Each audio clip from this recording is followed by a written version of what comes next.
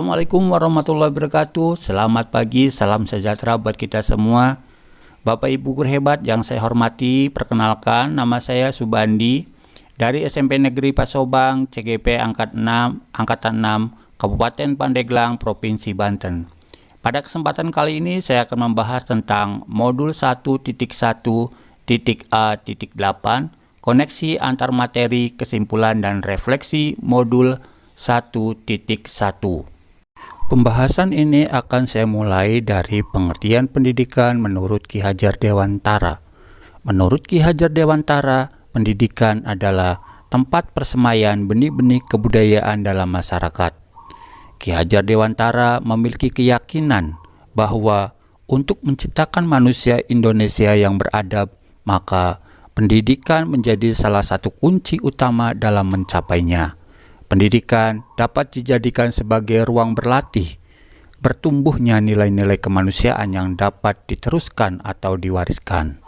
Ada 6 pokok pemikiran Ki Hajar Dewantara tentang pendidikan, yaitu diantaranya adalah: pertama, pendidikan sebagai tuntunan; yang kedua, kodrat alam dan kodrat zaman; yang ketiga, guru diibaratkan sebagai seorang petani; yang keempat, prinsip bukan tabula rasa; yang kelima, budi pekerti; dan yang keenam, berhamba pada anak. Sekarang kita jelaskan satu persatu. Yang pertama, pendidikan sebagai tuntunan. Dalam konteks sosial budaya, menuntun diwujudkan dalam keteladanan guru dalam proses pendidikan, baik itu keteladanan sikap, karakter, dan juga perilaku, karena anak akan belajar dari apa yang mereka lihat dan rasakan. Kedua, kodrat alam dan kodrat zaman. Pendidikan harus memperhatikan kodrat alam dan kodrat zaman, karena kedua hal ini tidak dapat dipisahkan dalam diri anak.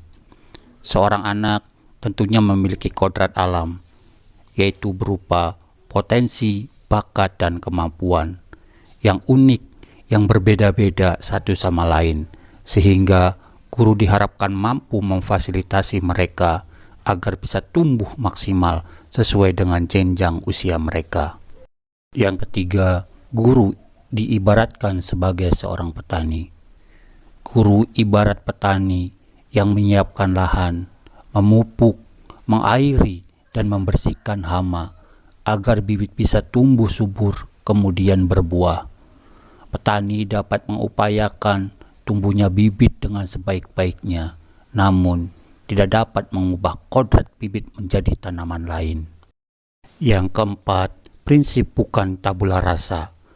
Anak lahir bukan seperti kertas kosong yang bisa diisi oleh orang dewasa sesuai kehendaknya, tetapi anak sudah membawa garis-garis dan coretannya masing-masing.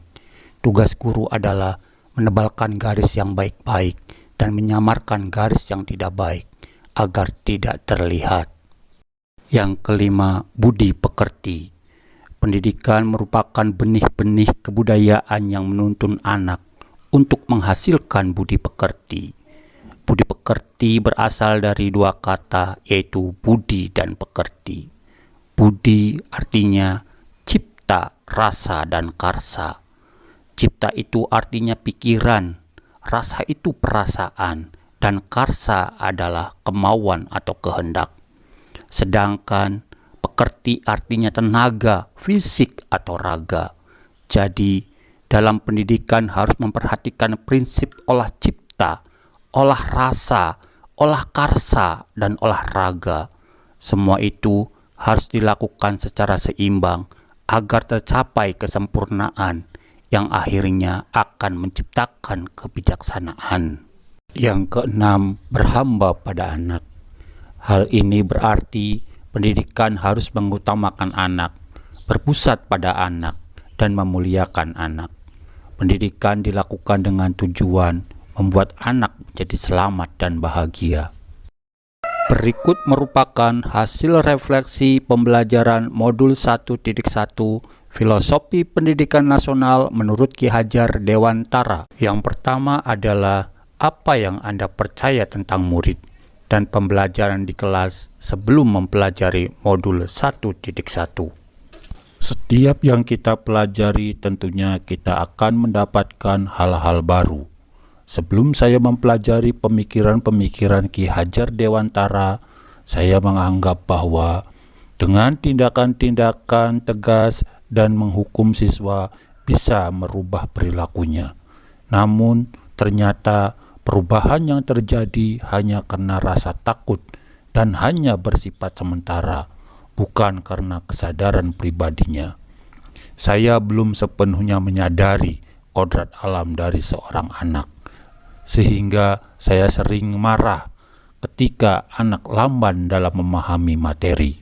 Yang kedua, apa yang berubah dari pemikiran atau perilaku Anda setelah mempelajari modul ini? Setelah mempelajari pemikiran-pemikiran Ki Hajar Dewantara, pemikiran yang berubah dari saya adalah bahwa saya sebagai seorang pendidik harus memberikan tuntunan kepada anak-anak didik dengan lebih sabar dan ikhlas, sehingga kita mampu menuntun segala kekuatan kodrat yang ada pada anak, agar mereka dapat mencapai keselamatan dan kebahagiaan yang setinggi-tingginya, baik sebagai manusia maupun sebagai anggota masyarakat. Yang ketiga, apa yang dapat segera Anda terapkan lebih baik agar kelas Anda mencerminkan pemikiran Ki Hajar Dewantara? Yang bisa segera saya terapkan adalah tidak memberikan hukuman-hukuman kepada siswa, lebih sabar dalam membimbing siswa, dan berusaha mengenali lebih dalam tentang karakter serta latar belakang siswa dengan menjalin komunikasi dengan orang tua. Hal ini bisa dilakukan dengan home visit atau kunjungan ke rumah siswa.